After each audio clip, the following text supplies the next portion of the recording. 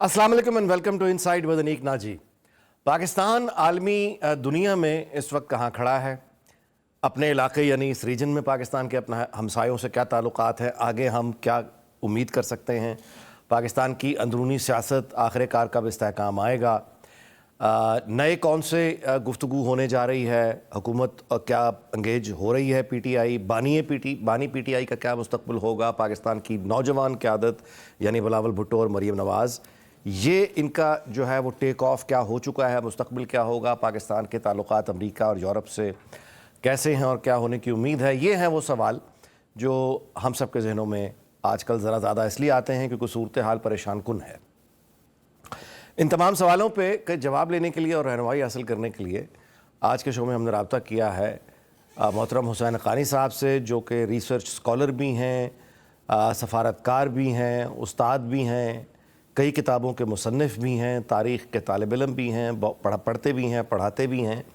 और इनकी दो किताबें, एक मैग्निफिसेंट डेल्यूजन्स और दूसरी एक इनकी किताब है री इमेजिनिंग पाकिस्तान। ये दो किताबें अगर आपने नहीं पढ़ी तो मुझे आपसे हमदर्दी है, यानी उसके बावजूद अगर आप पाकिस्तान की सियासत पे बात करने का शौक़ रखते हैं तो मुझे आपसे हमदर्दी है और मैं दुआ करता हूँ कि ये दो किताबें आप पढ़ें ताकि पस मंज़र पर्सपेक्टिव क्लियर हो और चीज़ों को यानी हम बेहतर तरीक़े से देख कर उसे समझ सकें। ये हैं सवालात जिनके हम जवाब लेंगे जनाब हुसैन हक़ानी साहब की उससे। उनका बहुत बहुत शुक्रिया कि उन्होंने हमें वक्त दिया, लेकिन उनसे गुफ्तगू होगी इस कमर्शियल ब्रेक के बाद। जी वेलकम बैक। हुसैन हक़ानी साहब हमारे साथ टेलीफोन लाइन पे मौजूद हैं, उनका बहुत बहुत शुक्रिया कि उन्होंने हमें वक्त दिया। हक़ानी साहब, आपसे पहले सवाल करता हूँ, आपको शुक्रिया अदा करता हूँ और आपसे पहले सवाल करता हूँ कि आपका जो तारुफ है, यूँ कहिए ख़ास तौर पे वो बच्चे जो पिछले 20-25 साल में दुनिया में आए हैं, वो एक बड़े आप उनके नज़दीक एक बहुत पुरस्कार सा किरदार हैं। वो आपको अमेरिका से आप लिखते थे, उस वक्त से एक प्रोपेगेंडे में उन्होंने यानी आपको तारुफ हुआ।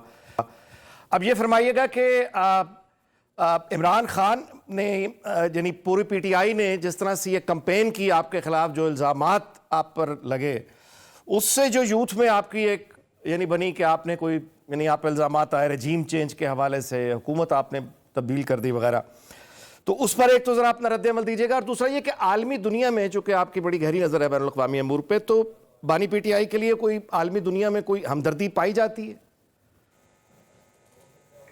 पहला सवाल जो है उसका जवाब तो बड़ा आसान है।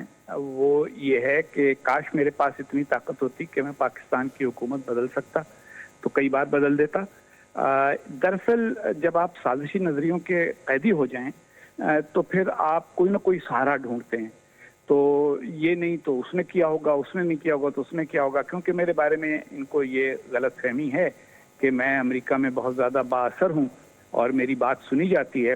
तो उसके नतीजे में बजाय इसके कि वो मेरी बात सुननी शुरू करें और मुझसे अच्छे ताल्लुकात पैदा करें, उन्होंने उसका हल ये ढूंढा है कि नहीं, इसको गालियां दो और इस पर इल्ज़ाम लगाओ कि इसने रजीम चेंज कर दी। मेरा रजीम चेंज से कोई ताल्लुक नहीं था, पाकिस्तान में रजीम चेंज हुआ भी नहीं। पाकिस्तान में एक वोट ऑफ नो कॉन्फिडेंस हुआ जो आइन के मुताबिक हुआ।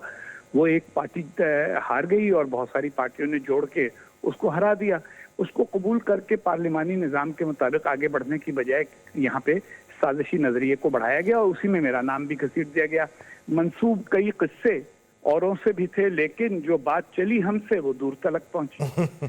अब जो दूसरा आपका सवाल है उसका जवाब ये है कि खान साहब ने गुज़िश्ता यानी 3.5-4 साल के अरसे में और उससे पहले भी जो बयानियां बनाकर मकबूलियत हासिल की पाकिस्तान में, वो बयानियां तो बाकी सारी दुनिया के खिलाफ है ना। उसमें वो चीन के बारे में ये कहते हैं कि जी देखो जी, ये तो हमें लूटने की कोशिश कर रहे हैं सीपेक के जरिए। उसमें अमेरिका जो है वो पाकिस्तान के मफाद के खिलाफ काम करता है। भारत तो खैर है ही दुश्मन। ये अरब ममालिक जो हैं इनको अपना उम्मा का कोई ख्याल नहीं है। तो इस किस्म के बयानिए वाले शख्स के लिए सियासी हमदर्दी तो नहीं हो सकती, इंसानी हमदर्दी तो होती है हर एक को, यानी मुझे भी है। मैं भी नहीं चाहता कि खान साहब को किसी किस्म की तकलीफ पहुंचाई जाए, उनको कैद किया जाए, उनको सबूतें बर्दाश्त करनी पड़े। हालांकि कानून के मुताबिक जो हो वो तो हर एक को बर्दाश्त करना होता है, लेकिन सियासी हमदर्दी कोई बैनुल अक़वामी सतह पर नहीं है। दूसरी बात है कि पाकिस्तान का खुद इस वक्त जो एक आलमी मकाम है वो नहीं रहा जो पहले किसी ज़माने में हुआ करता था। تو اگر بڑی طاقتیں پاکستان کو اس نظریے سے نہ دیکھ رہی ہوں جس سے آج سے 10-15 سال پہلے وہ دیکھا کرتی تھیں، تو پھر تو ویسے ہی وہاں وقوع پذیر ہونے والے معاملات جو ہیں ان کی اہمیت کم ہو جاتی ہے۔ اور آخری بات یہ کہ امریکہ کا جہاں تک تعلق ہے تو امریکہ میں آپ دیکھیں گے کہ یہ جو ڈونلڈ ٹرمپ فینومینن ہے یہ شروع ہی اس وجہ سے ہوا کہ امریکیوں میں یہ ایک احساس پیدا ہوا کہ ہم باقی دنیا کے معاملات پہ بہت زیادہ توجہ دیتے ہیں اور اس میں ہم نے اپنے اندرونی معاملات کو توجہ دینی کم کر دی ہے۔ تو یہ تو امریکہ فرسٹ قسم کی ایڈیالوجی ہے، اس میں بھی خان صاحب یا ان کے لوگوں کے لیے کسی قسم کی ہمدردی کی گنجائش نظر نہیں آتی۔ اچھا یہ فرمائیے گا کہ پچھلے دنوں اسی پروگرام میں محترم مکرم شیخ صاحب کا میں نے ایک انٹرویو کیا اور اس میں انہوں نے کچھ انکشافات کیے، کچھ باتیں بتائیں، یہ بھی بتایا کہ وہ پیرس ایئرپورٹ پر تھے جب ان کو منصور اعجاز کی وکالت کرنے کا آپ یوں کہیے کہ دعوت موصول ہوئی یا مشورہ موصول ہوا، وہ شاید آپ نے سنا بھی ہو۔ تو اس سارے ایپیسوڈ کے بارے میں یعنی ایک پورا کردار تراشا گیا منصور اعجاز نام کا اور آپ کو ٹارگٹ بنا کے دن رات ایک پروپیگنڈا ہوا، اور سو اب آج جب وہ آپ سنتے ہیں چیزیں کلیئر ہوتی ہوئی تو how would you respond to that? لیکن جی میرے لیے تو باتیں اس وقت بھی کلیئر تھیں۔ ایک وجہ ہے کہ دنیا میں ایک قانون کا نظام بنایا گیا ہے کہ ایک عدالت کا ایک فیصلہ ہو، وہ اگر غلط اس کو اوپر آدمی اپیل کر سکے ایک اور عدالت کے پاس، پھر ایک اور کم از کم 2-3 مراحل میں ایک معاملے کو دیکھا جائے، کیونکہ انسانوں سے اور اداروں سے غلطیاں ہوتی ہیں۔ اور میرے معاملے میں بھی اس وقت کے جو سربراہ تھے ہمارے آئی ایس آئی کے، ان کو ایک غلط فہمی تھی، کہ یہ جی ہمارے سے زیادہ یہ امریکہ کا آدمی ہے اور یہ زرداری صاحب کا زیادہ وفادار ہے ملک سے زیادہ۔ تو اس وجہ سے ان کو کیونکہ یہ غلط فہمی تھی، جب انہوں نے یہ سوچا کہ زرداری صاحب پر دباؤ ڈالا جائے اور مجھ پر دباؤ ڈالا جائے، تو انہوں نے اس کہانی کو یا بلیو کر لیا یا خود اس کو پروان چڑھایا۔ اب تو یہ ثابت ہو گیا نا کہ جو وکیل بھی کیا گیا منصور اعجاز کے لیے، اس میں بھی وہ ساتھ شامل تھے کہ جی ان کا پرومیسری نوٹ وہ پہنچا رہے تھے وکیل کے پاس۔ تو یہ ایک ویسی ہی چیز تھی کہ جیسی اب لوگ محسوس کرتے ہیں کہ کسی کو ٹارگٹ کر لیا جائے اس وجہ سے کہ آپ اپنے دل میں یہ سمجھتے ہیں کہ وہ آدمی اچھا نہیں ہے۔ لیکن وقت کے ساتھ ساتھ ادارے کو بھی یقین ہو گیا ہے میرا خیال ہے، اور ملک میں اور بہت سارے لوگوں کو بھی یقین ہو گیا ہے کہ بات میں کوئی وزن نہیں تھا۔ منصور اعجاز صاحب کا کہیں پتہ ہی نہیں ہے کہ وہ کہاں پائے جاتے ہیں۔ الزام لگایا، شور مچایا، اس زمانے میں بہت کچھ انہوں نے ڈرامے کیے، میڈیا پہ، اس کے بعد غائب، اور ان کا کوئی پتہ نہیں ہے کہ اب کہاں ہیں، کہیں نام نہیں آتا ان کا۔ اسی طریقے کے ساتھ جو کارروائی شروع کی گئی وہ سپریم کورٹ سے شروع کی گئی، نیچے کی عدالت میں مقدمہ نہیں درج کیا گیا، کوئی فوجداری مقدمہ درج نہیں ہوا کہ بھئی ایک ایف آئی آر ہے، یہ جرم ہوا ہے، کوئی جرم نہیں۔ اوپر سے شروع کیا گیا شور مچانا کہ جی ملک کی سلامتی کو خطرہ ہو گیا، خطرہ ہو گیا، خطرہ ہو گیا۔ 7-8 سال تک شور رکھا گیا، اس کے بعد سپریم کورٹ ہی نے یہ فیصلہ کر دیا کہ نہیں، کوئی اتنا بڑا خطرہ بھی نہیں تھا، کوئی اتنی بڑی بات بھی نہیں تھی، اس لیے مقدمہ خارج۔ اس سے جو اصل سبق ہے وہ یہ ہے کہ یہ طریقہ غلط ہے، ایسا ہونا نہیں چاہیے۔ ہم ملک میں اچھے لوگوں کو، اچھے ہوں کم اچھے ہوں، لوگوں کو ضائع کرتے ہیں اس طریقے کے شور مچانے کے ساتھ۔ ہمیں ہر چیز کو قاعدے اور قانون کے مطابق کرنا چاہیے۔ اگر میرے بارے میں کسی کو کوئی شک تھا، مجھے بلا کے مجھ سے سوال جواب ہوتے۔ اگر کوئی بات ایسی تھی جس کے بنیاد کے اوپر کوئی قانونی کارروائی ہونی تھی، وہ قانونی کارروائی کرتے۔ یہاں وہ سب ہونے کی بجائے صرف ایک یعنی سایوں کا کھیل جو ہوتا ہے، شیڈو پلے، وہ کھیلا جاتا ہے، اور وہ کھیلے جانے میں کچھ نکلتا بھی نہیں ہے۔ میں نے اس وقت کہا تھا کہ یہ ایک ایسا پہاڑ ہے جس کو جتنا کھودیں گے اس میں سے چوہا ہی نکلے گا، اور آخر میں وہی ہوا۔ اب وہ چوہا منصور اعجاز صاحب تھے یا وہ تھے جنہوں نے ان کو پھونک بھری تھی، یہ وقت طے کرے گا۔ اچھا یہ فرمائیے کہ جہاں ہم ظاہر ہے کہ یہ شیڈوز کی بات کر رہے ہیں، کنسپریسی تھیوریز کی بات کر رہے ہیں، وہیں پہ یعنی یہ سوال بھی ذہن میں آتا ہے کہ یہ جس زمانے میں یعنی جنرل باجوہ اور جنرل فیض کا ایک یوں کہیے بہت ایک اقتدار ان کے پاس تھا، وہ سربراہی کر رہے تھے، اور دوسری طرف سے یعنی وہ اپنے جب عروج پہ تھے تو بانی پی ٹی آئی نے جو آپ پہ الزامات لگائے ان میں الزام یہ بھی تھا رجیم چینج کے حوالے سے کہ وہ جنرل باجوہ ہوں یا جنرل فیض ہوں، یہ آپ سے ملاقات کے لیے گئے اور انہوں نے کوئی آپ کی ذمہ داری لگائی۔ یہ کیا واقعہ ہے؟ دیکھیں ایسی کوئی بات نہیں ہے، کیونکہ رجیم چینج کا واقعہ ہوا ہے 2022 میں، اس کے آگے پیچھے کہیں میری ملاقات ان میں سے کسی سے نہیں ہوئی۔ بات صرف اتنی ہے کہ ایک ادارہ ہے، اس کی جانب سے اگر میرے اوپر الزامات لگائے گئے ہوں اور پھر اس ادارے کے سربراہ کسی تیسرے ملک میں مجھ سے رابطہ کریں تو اس میں میری تو کوئی یعنی میرا تو کوئی مجھ پر تو کوئی الزام نہیں آنا چاہیے۔ دوسری بات یہ ہے کہ اگر کبھی کہیں کوئی رابطہ ہوا بھی تو وہ اس سے بہت پہلے کی بات ہے اور اس کا تعلق بین الاقوامی تعلقات سے تھا، کیونکہ وہی بات کہ امریکہ میں لوگوں کو کچھ باور کرانا ہے یا کہیں اور کو بات پہنچانی ہے، تو وہ ایک بین الاقوامی معاملات سے متعلق بات تھی، اس کا کوئی تعلق پاکستان کی اندرونی سیاست سے نہیں۔ اور یہ میں سمجھا کے تھک گیا ہوں لوگوں کو کہ بھائی پاکستان کی اندرونی سیاست پاکستان کے اندر ہی ہوتی ہے، کچھ بھی ہو جائے۔ آپ دیکھیے ذوالفقار علی بھٹو صاحب کے زمانے میں بھی کہا گیا کہ جی امریکہ نے ان کے خلاف کچھ کیا، ان کو اقتدار سے ہٹانے میں کردار ادا کیا، لیکن جب ان کی پھانسی کا معاملہ آیا تو صدر جمی کارٹر نے بھی کہا کہ ان کو پھانسی نہ دی جائے، اور اتنے ممالک کے سربراہان نے پیغامات بھیجے، خط لکھے، فون کیے۔ متحدہ عرب امارات کے صدر تو خود 2-3 دفعہ آئے کہ نہیں بھائی اس کو آپ چھوڑ دیں، میرے ساتھ میرے جہاز پہ بھیج دیں، لیکن جنرل ضیاء نہیں مانی۔ تو جو ملک کے اندرونی سیاست ہے اس کو اندرونی تناظر میں دیکھیں اور جو بین الاقوامی معاملات ہیں ان کو بین الاقوامی تناظر میں دیکھا جائے۔ ابھی آپ نے جو فرمایا اس سے ایک طرح یہ تصدیق ہو گئی ہے کہ یعنی جنرل باجوہ اور جنرل فیض سے آپ کی ملاقات تو پھر کہیں ہوئی ہے، اس کا موضوع بے شک پاکستان کے امریکہ میں تعلقات ہی رہا ہو، تو اس ملاقات کی تو تصدیق یعنی گویا ایک طرح سے ہو گئی ہے۔ تو آپ سے یعنی جو رہنمائی کو حاصل، مشورہ آپ سے حاصل کرنے کی یعنی آپ کی گائیڈنس سیکھ ہو رہی تھی، کیا ہو رہا تھا؟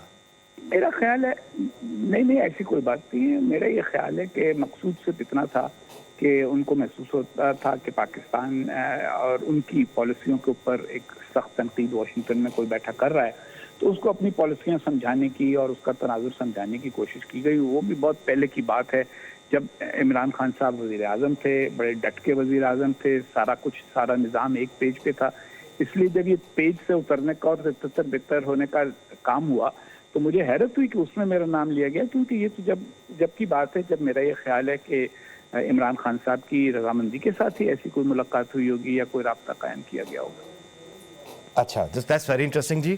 اچھا اب یہ بتائیے گا کہ اس وقت جب آپ سے رابطہ یہ کیا گیا امریکہ کے تعلقات کے حوالے سے، اب تو خیر بہت سا یعنی وقت گزر گیا، بہت سے مراد کو دہائیاں تو خیر نہیں لیکن سال گزر گئے، آپ بتائیے گا کہ پاکستان اور امریکہ کے تعلقات اس وقت کہاں کھڑے ہیں؟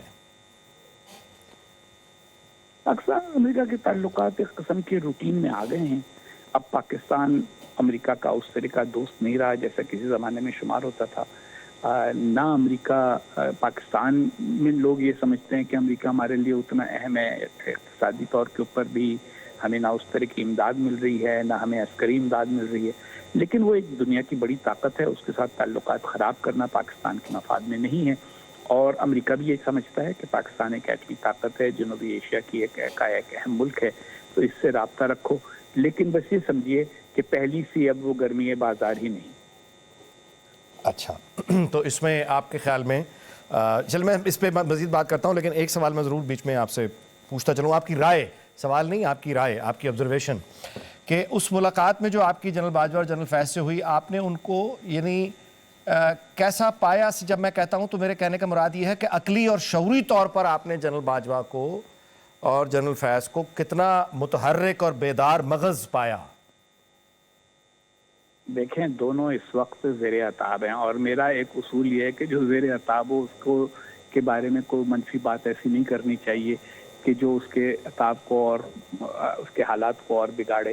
مختصر سی بات ہے کہ جتنے بھی اور لوگ ہیں جو آج تک کبھی جنرل باجوہ سے ملے ہیں ان سے بھی آپ پوچھیں تو لگتا ہے یہی سنا یہی ہے کہ جنرل باجوہ اس ملاقات میں ہمیشہ زیادہ بات کرتے ہیں اور جس سے ملتے ہیں وہ کم بات کرتا ہے، تو کسی کی بات سننے میں تو کوئی حرج نہیں ہوتا۔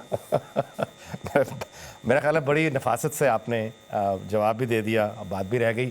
چلیے جی آگے بڑھتے ہیں۔ فرمائیے گا کہ آپ کی پاکستان کے جو پولیٹیکل کریکٹرز ہیں ان کے ساتھ بہت کلوز ایسوسیشنز بھی رہی ہیں، رابطے بھی ہیں، آپ کی یعنی تاریخ کے آپ طالب علم بھی ہیں۔ محترم نواز شریف صاحب کی سیاست کو آپ دیکھ رہے ہیں 85 سے، تو اب یہ بتائیے کہ اس وقت ان کی وہ سیاست میں کہاں کھڑے ہیں، اور آپ کے خیال میں کیا انہوں نے کامیاب اپنی چالیں جو چلتے آئے ہیں، یعنی جو ریسنٹ مووز कहना चाहिए, चाल ज़रा मनफी लगता है, तो मूव्स जो वो ले रहे हैं या आज जहाँ खड़े हैं, how do you view that? देखिए, ये नवाज शरीफ के बारे में मेरी बड़ी पुरानी राय है। बीच में जब उनसे इख्तलाफ हुआ था तब भी, उस ज़माने में भी मेरी ये राय नहीं बदली थी कि वो बुनियादी तौर पर एक दिल के अच्छे आदमी हैं और हमेशा उनकी ख्वाहिश यही होती है कि कोई बेहतर काम वो कर सकें। और ये चाल वगैरह चलना ये उनको इतना ज़्यादा आता नहीं, इसी वजह से जैसे मेमोगेट हुआ था तो उसमें भी वो आ गए रॉ में, फिर उसके बाद उनको ख्याल हुआ कि हो गलत हो गया, पीछे हट गए। तो वो कोई यानी जो भी उनकी से गलतियां भी माजी में हुई हैं वो नीयत की खराबी की वजह से नहीं हुई, बल्कि तज्ज़िये की कमज़ोरी की वजह से हुई हैं। इस वक्त के हालात के अंदर मेरा ये ख्याल है कि उनका फैसला ये है कि एस्टेब्लिशमेंट को इमरान खान साहब से और पीटीआई से निमटने दिया जाए। वो ये समझते हैं कि ये पीटीआई जो है ये और इमरान खान फिनोमिनॉन ये एस्टेब्लिशमेंट की सौगात है, एस्टेब्लिशमेंट ही इससे निपटे। इसके बाद एक और राउंड अवामी सियासत का होगा और जमहूरी सियासत का होगा, उसमें हम फिर अपने और अपने हामियों को दोबारा मुनज़्ज़म करेंगे। ये उनकी सोच मुझे महसूस हो रही है। इसके ऊपर तनकीद के करने वाले भी मौजूद हैं, इससे इत्तेफाक करने वाले भी मौजूद हैं, लेकिन मेरा ये ख्याल है कि अभी थोड़े दिन इसको और देखना चाहिए कि क्या इससे कोई बेहतर नतीजा निकल सकता है या नहीं। अच्छा, ये फरमाइएगा कि पाकिस्तान में इस वक्त जो एक बेचैनी है, मतलब एक from one border to the other, और जो हालात हैं, कौन वो शख्स है आपके ख्याल में जो इस वक्त सामने आ सकता है, लीड कर सकता है, कंसेंसस हो जिसकी लीडरशिप पर? पाकिस्तान में क्या कोई ऐसा लीडर रह गया है? देखिए, पाकिस्तान एक पोलराइज्ड मुल्क है, कुतबियत ज़दा मुल्क है। इसमें हर आदमी अपनी अपनी महाज पे खड़ा है और इस वक्त फर्द पे कंसेंसस की बजाय कुछ पॉलिसियों पर कंसेंसस की ज़रूरत है, कुछ फैसलों पर कंसेंसस की ज़रूरत है। जो हमारे यहाँ एक हम देखते हैं कैफियत, वो तो ये है कि अगर इस वक्त कोई यानी मनोसलवा भी बरसने लगे तो जो लोग हुकूमत को पसंद नहीं करते वो कहेंगे नहीं जी इसमें भी कुछ कीड़े हैं, या ये बहुत मीठा है, या ये बहुत कड़वा है, या ये बहुत नमकीन है। ये एक हमारा मिजाज बन गया है, जैसे एक कबायली जंग है। हमने सियासत में भी वही एक तर्ज फिक्र इख्तियार कर लिया है कि ये हक और बातिल की लड़ाई है, जिसमें जिसका मैं हामी हूँ वो हक है, जिसका मैं मुखालिफ हूँ वो बातिल है। जमहूरी सियासत ये नहीं होती। जमहूरी सियासत में आज का अपोजिशन लीडर कल का वजीर आजम होता है, कल का वजीर आजम आज का अपोजिशन लीडर होता है। दोनों एक दूसरे का एहतराम करते हैं, अवान में खड़े होकर मोअज़्ज़िज़ कायदे हस्ब इख्तिलाफ ने फरमाया, मोअज़्ज़िज़ वजीर आजम ने कहा, इस तरह करके गुफ्तगू करते हैं। तो अगर हम ये नहीं ला सकते और ये कुतबियत ज़दगी रही तो फिर हम फरिश्ता भी ला के बिठा देंगे, उसकी क़यादत पर भी कभी कंसेंसस नहीं हो सकेगा। तो इसलिए फ़र्द पर कंसेंसस करने की बजाय कुछ बुनियादी बातों पर कंसेंसस कर लिया जाए। मईशत को कैसे आगे बढ़ाया जाएगा, खारजा ताल्लुकात को कैसे आगे बढ़ाया जाएगा, मुल्क को इस जो हमारे यहाँ एक अंदरूनी इंतशार है उससे कैसे हटाया जाए, और फिर जो पाकिस्तान की पूरी दुनिया में एक इमेज बन गई है जो कि एक रियलिटी से करीब इमेज है कि यहाँ पे हर किस्म के इंतहा पसंद पाए जाते हैं, इनसे कैसे निपटा जाए। इन चीज़ों के ऊपर अगर बड़ी बड़ी सियासी ताकतें और एस्टेब्लिशमेंट कोई कंसेंसस पैदा कर लें तो शायद गाड़ी आगे चलनी शुरू हो सके। अच्छा, ये फरमाएगा कि अमेरिका और चीन की जो कशीदगी बढ़ती हुई है, मुकाबला जो नज़र आता है, उनके जो ताल्लुकात हैं, उनका जो कंपटीशन है वर्ल्ड ओवर, उसका कोई इम्पैक्ट पाकिस्तान पर आएगा तो फिर उसके लिए पाकिस्तान को क्या तरीका इख्तियार करना चाहिए? लेकिन पाकिस्तान को तो हमेशा यही सूट करेगा कि वो किसी भी कैंप में होने की बजाय हर कैंप से कोई ना कोई फ़ायदा उठाए। टेक्नोलॉजी है वो हमें अमेरिका से मिले या चीन से मिले, इन्वेस्टमेंट है वो हमें अमेरिका से मिले या चीन से मिले, हमें अपनी डेवलपमेंट के ऊपर तवज्जो करनी है। लेकिन इसमें बैलेंस रखने के लिए बहुत समझदारी की ज़रूरत है। और एक और चीज़ जिसकी ज़रूरत है वो ये कि खुद हमारे जो पड़ोसी हैं उनके साथ हमारे ताल्लुकात बेहतर हों, क्योंकि अगर हमारी एक पड़ोसी से जंग हो, दूसरे पड़ोसी से लड़ाई हो और तीसरे पड़ोसी से कशीदगी हो तो ऐसी कैफियत में तो फिर दोनों बड़ी ताकतें हमें यही कहेंगी ना कि भाई कुछ हौसला हमसे ले लो ताकि लड़ाई में काम आए और हमारी बात मान लो। उससे बचने का जो तरीका है वो अपने इमीडिएट नेबरहुड में ताल्लुकात बेहतर करना है, जिसकी तरफ हम कभी तवज्जो नहीं करते। तो आपके ख्याल में अफ़गानिस्तान में जैसे कि वो तालिबान जब आए काबुल में, तो यहाँ पे यानी एक पूरे पॉलिटिकल स्पेक्ट्रम में आला तरीन लीडरशिप्स जिनको हम कहते हैं, सिर्फ बानी पीटीआई या पीएमएलएन की मतलब है ख्वाजा आसिफ साहब वगैरह नहीं, ओवरऑल लोगों ने बड़ी खुशियाँ मनाई और कहा कि ग़ुलामी की जंजीरें टूट गईं और वो जो भी है अब हमारे सामने है। तो अब क्या करें? मतलब अब इनसे भी अगर लड़ाई लड़नी है, इनसे भी मतलब है जी जी बिल्कुल, इस पर भी मुझे वो शेर याद आता है कि सब हंसी हैं जाहिदों को नापसंद। जी, सब हंसी हैं जाहिदों को नापसंद। अब कोई हूर आएगी इनके लिए। हमको भारत नहीं पसंद, हमको अफगानिस्तान नहीं पसंद, हमको चीन से भी कुछ ना कुछ उस पर हमें शक शुबा रहता है, हमें ईरान से भी नाराजगी है। भाई, जिस दुनिया में रहते हो उस दुनिया के साथ गुजारा करना सीखो, नंबर 1। नंबर 2, ये जो खुशफहमियां हैं कि जनाब बस तालिबान आएंगे सब ठीक हो जाएगा, भारत को हम अफगानिस्तान से निकाल देंगे और उसके बाद हमारा शुमाल मगरबी जो महाज है वो मुस्तहकम हो जाएगा, उसके बाद फिर हम तवज्जो कर सकेंगे कश्मीर की तरफ, फिर हम कश्मीर आज़ाद करा। ऐसा नहीं होता। आप देखें, हमारी कई दफ़ा जंगी हिकमत अमली में भी यही गलती हुई। 1965 में हम समझे कि हम सिर्फ कश्मीर में अंदर दरअंदाजी करेंगे तो इंडिया हमारे इंटरनेशनल बॉर्डर पे हमला नहीं करेगा। हमारी तवक्को के खिलाफ हुआ। कारगिल में हम पहाड़ियाँ चढ़ेंगे, हम ऊपर बैठ जाएंगे और वहाँ से फिर इंडिया जो है वो कहेगा ओ अच्छा चलो भाई अब हमसे कश्मीर के मुस्तकबिल पे बात कर लो। उसकी जगह उन्होंने आके बमबारी करा के हवाई जहाज़ों से ये वो सारी दुनिया को साथ मिला के हमें वहाँ से उतरने पर मजबूर कर दिया। तो हमें बैनुल अक़वामी ताल्लुकात में ये जज्बात निकालने चाहिए, जो मनफी जज्बात, नफरत, गुस्सा, उम्मत की बालादस्ती और सन कोई 1200, 1300, 1400 के यादगारें दोबारा कायम करने की कोशिश वगैरह, ये ख़त्म करके एक हकीकत पसंदाना फॉरेन पॉलिसी बनानी चाहिए, जिसका महवर ये होना चाहिए कि हमारे अपने पड़ोसियों के साथ खुशगवार ताल्लुकात हों, तिजारत हो। दुनिया का कोई मुल्क माशी तौर पर खुशहाल नहीं होता जिसकी सबसे ज़्यादा तिजारत अपने पड़ोसी मुल्कों के साथ ना हो। ये आप देख लें, सबकी रिसर्च कर लें आप। सिंगापुर हो या ये हमारे खलीज के ममालिक हों, इन सब की बहुत ज़्यादा तिजारत अपने पड़ोसियों के साथ होती है। खुले बॉर्डर्स हों, इकोनॉमिक डेवलपमेंट ज़्यादा होती है। जब तक हम ये सोच नहीं पैदा करेंगे कि अपने लोगों की खुशहाली हमारा मतमय नज़र होना चाहिए, कोई आलमी इस्लामी इनकलाब हमारी फ़खारजा पॉलिसी की बुनियाद नहीं हो सकता, तब तक हम मशाकिल में उलझे रहेंगे। आपने तालिबान का जिक्र किया। जिस दिन तालिबान दाखिल हुए काबुल में, उसी दिन मैंने अमेरिका का बहुत बड़ा जरीदा है फॉरेन अफेयर्स, जिसमें सारे जो खारजा उमूर के माहिरीन बैनुल अक़वामी सतह के होते हैं वो लिखते हैं, उसमें मेरा मज़मून आया पाकिस्तान पिरिक विक्ट्री, कि ये एक ऐसी यानी पाकिस्तान की कामयाबी है जो पाकिस्तान के गले पड़ेगी। अगर मुझे नज़र आ सकती थी ये बात, तो हमारे बाकी पॉलिसी मेकर्स को भी नज़र आनी चाहिए। नहीं नज़र आती, इस वजह से नहीं नज़र आती कि हम अपनी एक ख्वाबों की दुनिया में रहना पसंद करते हैं। बिल्कुल ठीक बात है, और यही हमारी बहुत बड़े अलमियों में से ये भी है। वक्त हुआ है जी यहाँ पे कमर्शियल ब्रेक का, उसके बाद हुसैन हक़ानी साहब से गुफ्तगू का सिलसिला जारी रहेगा, हम उनसे रहनुमाई लेते रहेंगे, लेकिन इस कमर्शियल ब्रेक के बाद। जी वेलकम बैक। हुसैन हक़ानी साहब से गुफ्तगू का सिलसिला जारी है। मैं अगला सवाल उनसे करता हूँ।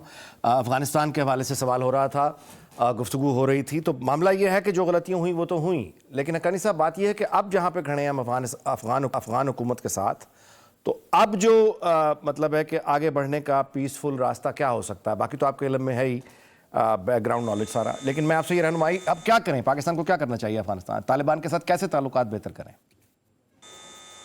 ताल्लुकात तो पाकिस्तान को तालिबान के साथ रखने होंगे, क्योंकि वो पड़ोस में बैठे हुए हैं और उनका हुकूमत पर कब्जा भी है, लेकिन साथ ही साथ पाकिस्तान को अब अफगानिस्तान के बाकी जो तमाम यानी मौसर गिरोह हैं और जो मुख्तलिफ लिसानी ग्रुपों के नुमाइंदे हैं, उनके साथ भी राब्ते रखनी चाहिए और तालिबान को तस्लीम करने में कोई जल्दबाजी नहीं करनी चाहिए। अब उसके लिए बैनुल अक़वामी जो यानी रायामा है, उसके साथ साथ ही आगे बढ़ना चाहिए। और जो असर हमारा तालिबान पे है वो हमें इस बात के लिए इस्तेमाल करना चाहिए कि तालिबान को इस बात पे आमादा किया जाए कि वो भी ज़रा 21वीं सदी से हम आहंग होने की थोड़ी बहुत कोशिश शुरू करें। जी। अच्छा, दूसरा जो हमारा बहुत आप कहिए कि अहम हमसाया है वो भारत है, और आपकी बड़ी गहरी नज़र रही है ताल्लुकात पे, पूरी हिस्ट्री पे। पाक भारत ताल्लुकात इस वक्त कहाँ खड़े हैं, और आपके ख्याल में कोई आपको मौजूदा हालात में या कोई मुस्तकबिल करीब में कोई तिजारत, कोई थोड़ी बहुत बेहतरी की तरफ को रास्ते खुलते नज़र आते हैं? भारत का मामला यह है कि जब भारत की क़यादत इस बात पर आमादा थी कि पाकिस्तान के साथ बेहतर ताल्लुकात हों, तो पाकिस्तान का रवैया ये था कि हमें नहीं चाहिए अच्छे ताल्लुकात।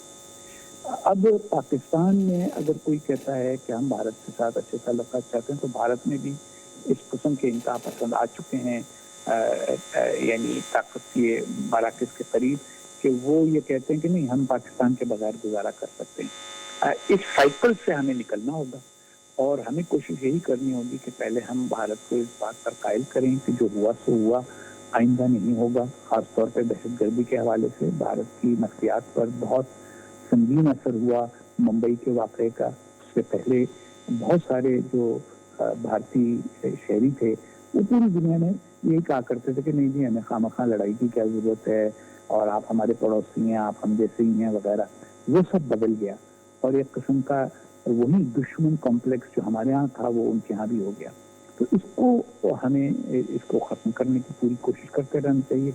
इस वक्त हमारे कोई ताल्लुकात नहीं है, हत्ता क्या है, दोनों ममालिक में एक दूसरे के सफ़ीर भी नहीं है, और हमें चीन, अमेरिका, ऐसे ममालिक जिनके भारत के साथ बहरहाल ताल्लुकात मौजूद हैं, उनके ज़रिए से बातचीत करनी चाहिए भारत की क़यादत के साथ, कि हमें मौका दिया जाए कि हम उनके साथ कोई, जिसको अंग्रेजी में कहता है, अंग्रेजी में सुनी, लैटिन में कहते हैं मोडस विवेंडी, के कोई गुजारे का तरीका वो हमारा और भारत का डेवलप हो, उस पर हमें काम करना होगा। तो उसके ख्याल में, यानी आपके ख्याल में से कोई नतीजा निकल सकता है? पहले तो फैसला हो ना।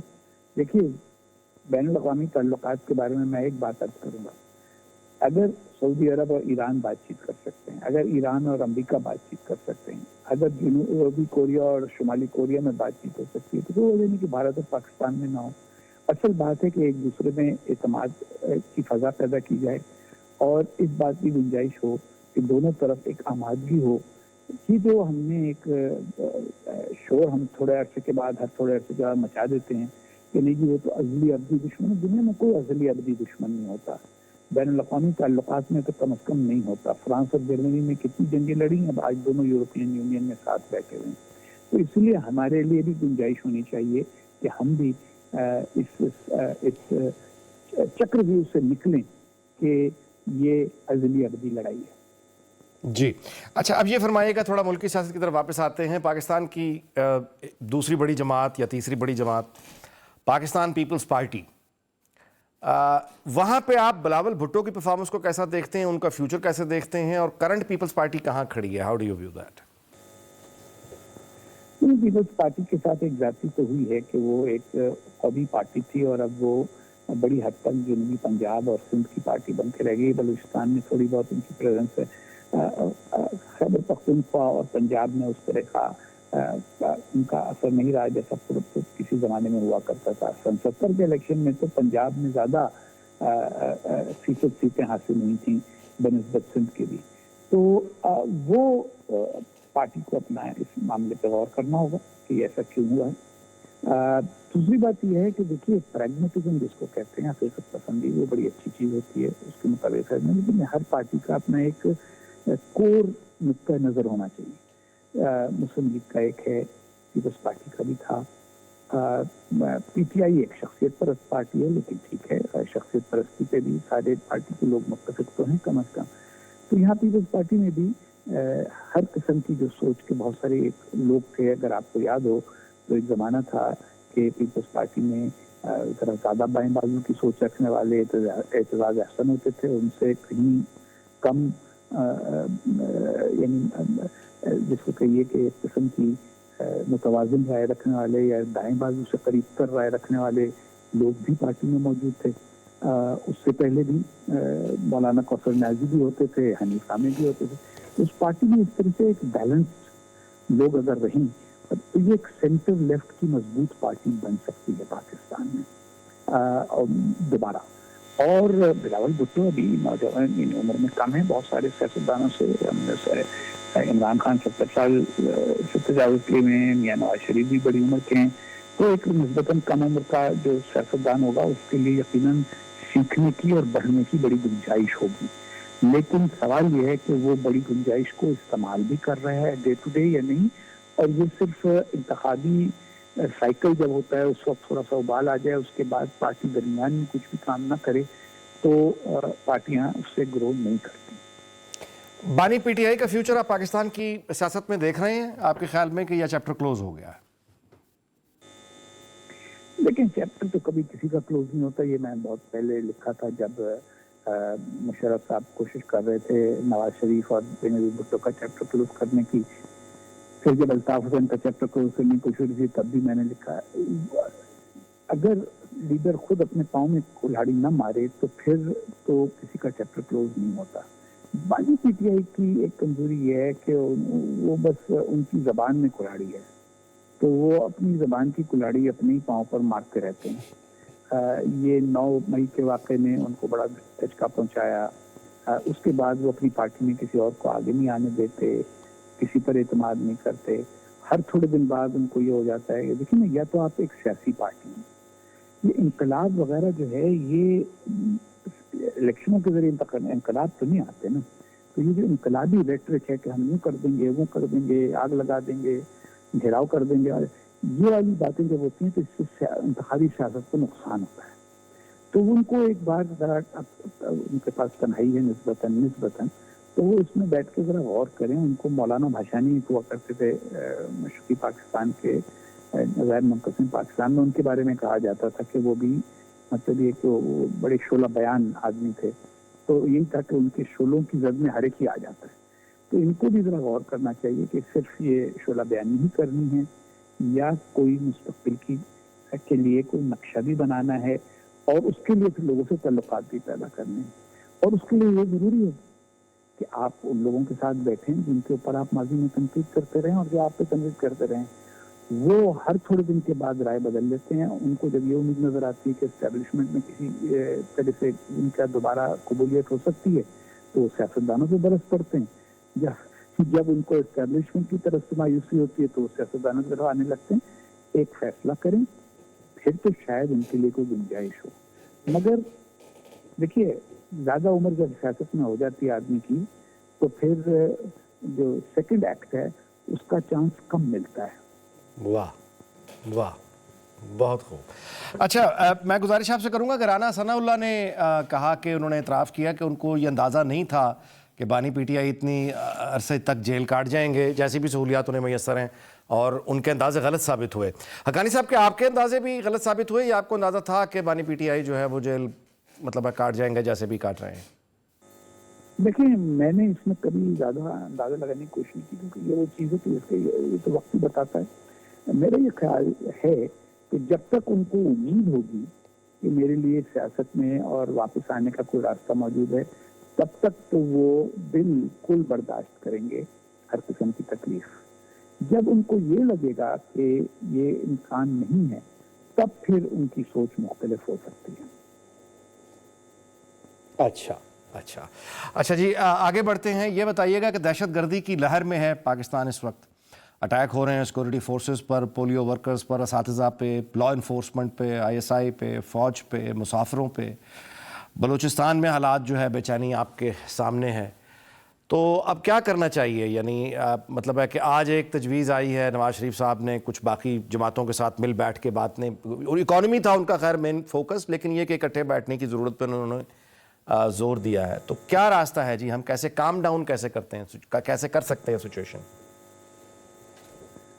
لیکن پہلی بات تو یہ ہے کہ یہ بات طے ہو جانی چاہیے کہ دہشت گرد دوست نہیں بن سکتے ریاست کے, اور ریاست کو دہشت گردوں کے ساتھ سختی سے ہی نمٹنا ہوگا. یہ ہم اور سختی سے نمٹنے میں قیمت ادا کرنی پڑتی ہے تھوڑے عرصے تک, لیکن اس کے بعد بہتر نتیجہ نکل آتا ہے. ہمارے یہاں جو دہشت گرد ہیں ان سب کے کچھ نظریات ہیں, وہ اپنے نظریات کو چھوڑ کے تو اچانک ہمارے ساتھ نہیں آتے بیٹھ جائیں گے نا. تو اس لیے وقت ضائع کرنے کی بجائے جو بنایا گیا تھا نیشنل ایکشن پلان اس پر عمل درآمد کیا جائے، اس کو جدید بنایا جائے، اس پر عمل درآمد کیا جائے اور تمام دہشت گرد گروہوں کو اسی طرح سے ٹریٹ کیا جائے جس طرح سے دہشت گردوں کو ٹریٹ کیا جانا چاہیے۔ یہ حکمت عملی غلط ثابت ہو چکی کہ ایک کو ہم استعمال کریں گے، دوسرے کو ختم کریں گے، پھر دوسرے کے خلاف تیسرا کھڑا کریں گے۔ یہ سب کام بند ہونے چاہیے اور پوری قوم کا